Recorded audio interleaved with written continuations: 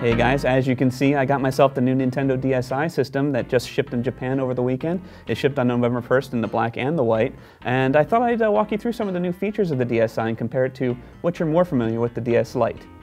So as you can see, not much has changed for the DSi. It's about the same shape and the size of the DS Lite. It is a little longer, but it is thinner as well. The other change is that there is no longer a GBA slot for the DSi, so it can't play GBA games, and it also can't play DS games that use the GBA slot for peripherals. Games like Guitar Hero no longer can be played on the DSi.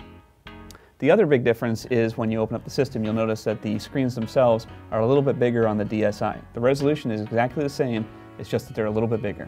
Other slight differences include a power button inside the system, as well as the volume control is no longer handled by slider, it is now buttons. There are two big additions to the DSi system. First of all, it's got an SD card slot, so if you have photos or music, you can pull them into the DS and play them there. And it also has two cameras, one on the inside to take a picture of yourself, and one on the outside to take pictures of your friends.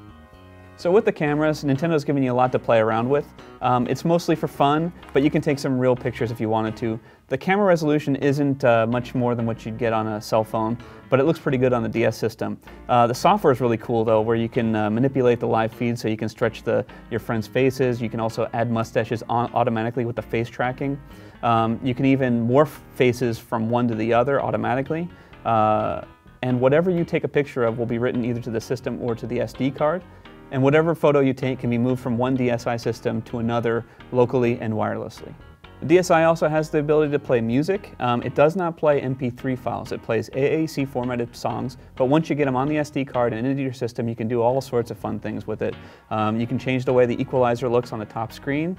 You can change the pitch and the speed of the song while it's being played. You can add sound effects by hitting the left and right trigger.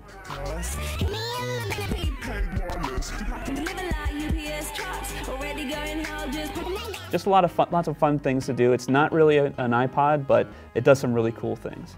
So the DSi has improved online capabilities as well. It's online right out of the box. You set it up in the menu itself. This is important when you want to get connected to the DSi store and download new software to the DS.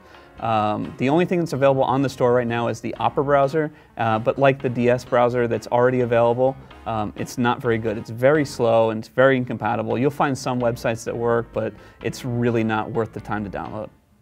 There's also a bunch of little features about the DS that seem influenced from the Wii itself. You'll notice that the menu now has like this channel system just like the Wii. You also have the ability to, when you're in a DS game, back out to the main menu just by hitting the power switch. You don't have to turn off the system anymore.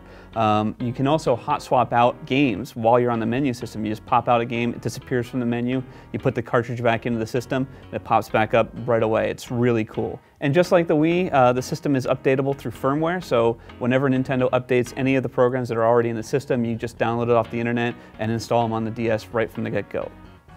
So the Nintendo DSi just hit Japan over the weekend. Nintendo of America has said they have every intention of releasing this system, but not until well after Christmas. So does that mean you import the Japanese one? I'm gonna have to say hold off because there's a lot of language barrier issues with the system. All the menus are in Japanese, and even though you can play any DS game on the system, Japanese or US, you can only access the DSi store in Japan on the Japanese system, so you're limited into what you can download. Now it's a really, really cool system with the camera and the music player, but I'm gonna have to say hold off until the US version hits the shelves. So that's the DSi. There's plenty more about this system. I've only scratched the surface here, so make sure you check out my written piece on IGN.com. Thanks for watching.